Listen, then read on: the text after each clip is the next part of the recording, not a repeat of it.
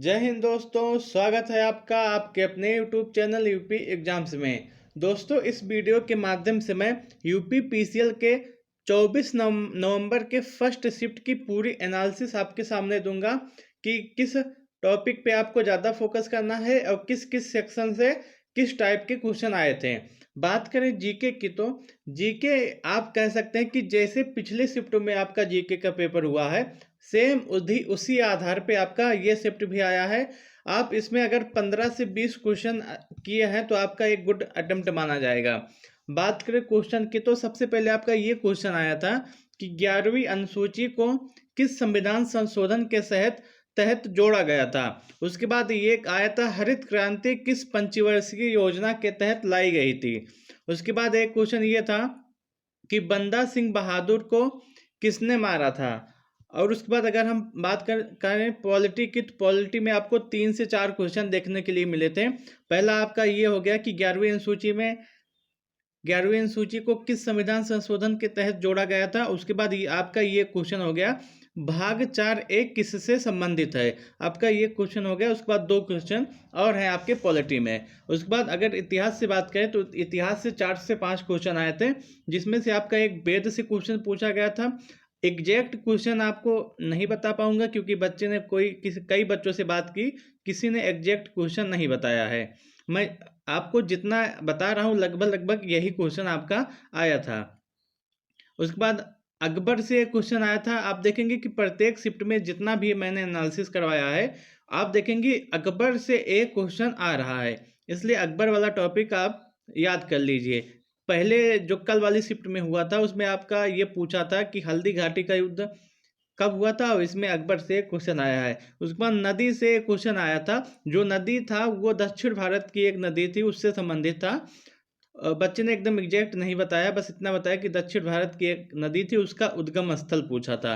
उसके बाद बात करें एयरपोर्ट से एक सवाल आया है कल वाली शिफ्ट में, जो सेकंड शिफ्ट में था उसमें भी एक एयरपोर्ट से सवाल आया था, और आज फिर एक एयरपोर्ट से सवाल आया है। उसके बाद अगर आगे बात करें, आपका राष्ट्रपति से एक सवाल आया है। आप देखेंगे कि प्रत्येक शिफ्ट में राष्ट्रपति से कुछ ना कुछ पूछ ले रहा है। 22 नवंबर को आपका जो पेपर हुआ था उसमें आर्टिकल 72 आपसे पूछा था, और इसमें आपका भी राष्ट्रपति से एक क्वेश्चन पूछा है। उसके बाद 2 योजनाएं आई थी, एकदम एग्जैक्ट बच्चे ने नहीं बताया कि कौन सी योजना थी, लेकिन 2 योजनाएं आई थी। उसके बाद बात करें करंट अफेयर की, तो करंट अफेयर के 4 से 5 क्वेश्चन थे, जिसमें से आपके एक खेल का था। उसके बाद आपको पॉलिटी भी बता दिया, हिस्ट्री भी बता दिया, ज्योग्राफी से लगभग 2 से 3 क्वेश्चन थे। ये है जीके का आपका पूरा एनालिसिस। अगर जीके में आप 15 से 20 क्वेश्चन कर लिए होंगे तो आप एक अच्छे स्कोर की तरफ हैं। उसके बाद आगे सेक्शन की बात करें तो दोस्तों, कंप्यूटर के लिए आपको बिल्कुल भी परेशान नहीं होना है, क्योंकि जब से पेपर शुरू हुआ 21 नवंबर से, तब से मैं जब से एनालिसिस आपको दे रहा हूँ तब से मैं बता रहा हूँ कि एमएस ऑफिस जो है आपका, एमएस ऑफिस आपका जो है उससे लगभग आपके 15 से 20 क्वेश्चन आपके एमएस ऑफिस से ही बन जा रहे हैं।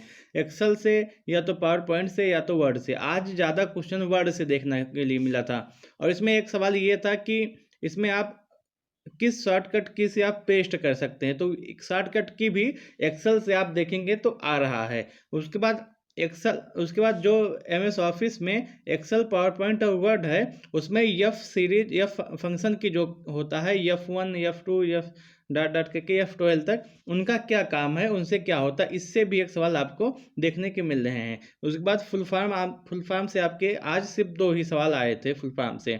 शॉर्टकट की से आज ज़्यादा क्वेश्चन आए थे, लगभग आपके 5 से 6 क्वेश्चन आपके शॉर्टकट की से आए थे। उसके बाद इंटरनेट की बात करें तो इंटरनेट से भी आपके 4 से 5 क्वेश्चन आपके देखने के लिए मिले थे। मेमोरी से आज सिर्फ 2 क्वेश्चन आए थे।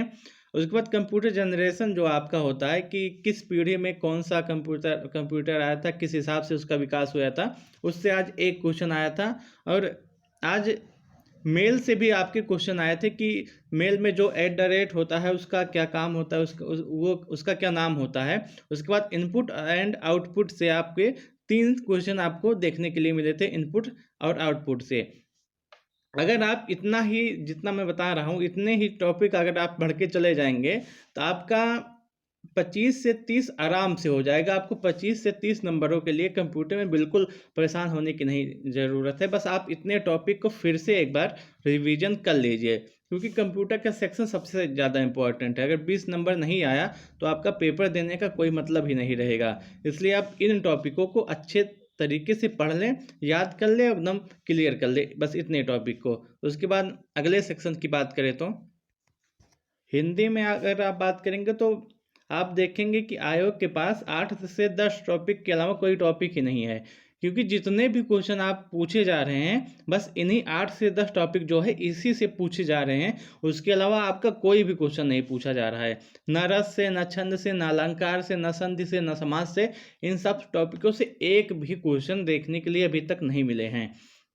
अगर आप देखेंगे ज़्यादा क्वेश्चन आपके पर्यायवाची से देखने के लिए मिले हैं, लगभग 10 से 12 क्वेश्चन हर शिफ्ट में पर्यायवाची से आ रहा है और अच्छे क्वेश्चन आ रहे हैं। जैसे आज एक पूछा गया था कमल का पर्यायवाची और एक पूछा गया था चोर का पर्यायवाची क्या होता है। उसके बाद विलोम की बात करें तो विलोम से 4 से 5 क्वेश्चन विलोम के थे।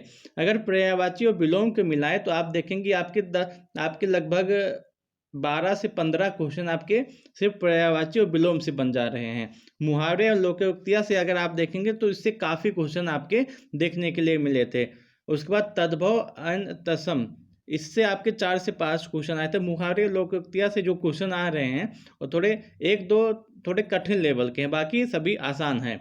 वर्तनी शुद्धिकरण से आपके 4 से 5 क्वेश्चन आपको देखने के लिए मिले थे। अनेकार्थी से 2 क्वेश्चन आज देखने के लिए मिला था। ये पूरे हिंदी का है। अगर आप बस इसी टॉपिक को देख करके जाएंगे तब भी आपका काफ़ी क्वेश्चन सही हो जाएगा। अगर हिंदी में आप 45 प्लस किए होंगे तो आपका एक गुड अटेम्प्ट है, क्योंकि हिंदी बहुत ज़्यादा कठिन नहीं आ रही है। बस 1-2 क्वेश्चन आ रहा है ऐसा जो करने लायक नहीं है, वो किसी से भी नहीं हो सकता है। बहुत जो पढ़ने वाले हैं मैं उनकी बात नहीं कर रहा हूँ, जो नॉर्मल बच्चे हैं, एक एवरेज बच्चे हैं, उनकी बात कर रहा हूँ। बात करें रीजनिंग के सेक्शन की तो रीजनिंग में आप देखेंगे तो अगर आप इसमें रीजनिंग के सेक्शन में 40 प्लस किए हैं तो आपका गुड अटेम्प्ट है, क्योंकि रीजनिंग का सेक्शन आसान है लेकिन बहुत ज़्यादा समय लग रहा है। जितने बच्चों से मैंने बात किया है उस सब ने ही कहा है कि रीजनिंग में बहुत ज़्यादा समय लग रहा है। इसलिए आप रीजनिंग को अपना समय पूरा दें, समय की कमी बिल्कुल भी नहीं है। अगर आपने प्रैक्टिस सेट लगाया है तो आप समय कैसे मैनेज करना है आपको सब पता होगा। बस आप रीजनिंग में अपना जितना समय हो सके उतना दें, क्योंकि रीजनिंग ऐसा आपका सब्जेक्ट है जिसमें आप नंबर अच्छा ला सकते हैं। इसमें सबसे पहले डायरेक्शन से अगर हम बात करें, डायरेक्शन से आपके 4 से 5 क्वेश्चन आए थे। डायरेक्शन से आपके 4 से 5 क्वेश्चन आए थे। और उसके बाद नंबर एनालॉजी से अगर हम बात करें तो 6 से 8 क्वेश्चन आपके सिर्फ नंबर एनालॉजी से आपके पूछे गए थे। कथन निष्कर्ष से आपके 2 क्वेश्चन पूछे गए थे। लेटेस्ट सीरीज से आपके 3 से 4 क्वेश्चन पूछे गए थे। उसके बाद नंबर सीरीज से आपके 6 से 8 क्वेश्चन पूछे गए थे। उसके बाद रैंकिंग के आपसे 2 क्वेश्चन पूछे गए थे रैंकिंग के। उसके बाद आप अगर देखेंगे तो रीजनिंग में जो न्यूमेरिकल वाला सेक्शन होता है, जैसे ए प्लस बी में अब जैसे होता है कि नहीं, कोई अंक दे दिया गया है, उसके बाद कहा गया कि प्लस के स्थान पे माइनस कर दिया जाए, माइनस के स्थान पे प्लस कर दिया जाए, उसके बाद जो उसको सोल्यूशन क्या आएगा, उस टाइप के आपके 4 से 5 क्वेश्चन देखने के लिए मिले थे। उसके बाद आप बात करें रक्त संबंध से, तो रक्त संबंध से आपके 4 से 5 क्वेश्चन आए थे और ये 3 जनरेशन तक लेके गए थे, दादा तक अगर हम बात करें तो। उसके बाद कोडिंग डिकोडिंग से अगर हम बात करें तो आपके 6 से 8 क्वेश्चन आए थे कोडिंग डिकोडिंग से। उसके बाद डायरेक्शन से हम बात करें तो 4 से 5 क्वेश्चन डायरेक्शन से आए थे। और सिलोजिज्म में आपके 2 से 3 क्वेश्चन आए थे। अगर आप उसके बाद इंग्लिश के सेक्शन की बात करें तो इंग्लिश में अगर हम बात करें तो पैसेज आपका 2 आ रहा है, प्रत्येक शिफ्ट में ही बात है, पैसेज आपके 2 रहे हैं। एंटानिम्स एंड सिनोनिम्स आपके 10 से 12 क्वेश्चन पूछे जा रहे हैं दोनों मिला करके। उसके बाद डायरेक्ट इनडायरेक्ट की अगर हम बात करें तो 3 से 4 क्वेश्चन आपके पूछे जा रहे हैं।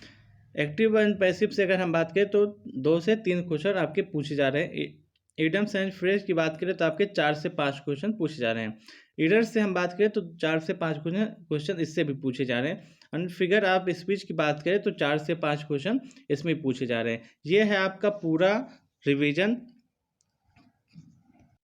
ये है आपका पूरा एनालिसिस। अगर मैं जितना भी आपको एनालिसिस करवा रहा हूँ ये एकदम रियल प्रश्न है, जब तक मैं बच्चों से बात नहीं कर लेता हूँ तब तक मैं वीडियो नहीं बनाता हूँ, इसलिए वीडियो बनाने में थोड़ा लेट हो जाता है। जितने भी क्वेश्चन मैंने बताया है आज वो एग्ज़ाम में पूछे गए हैं आपके।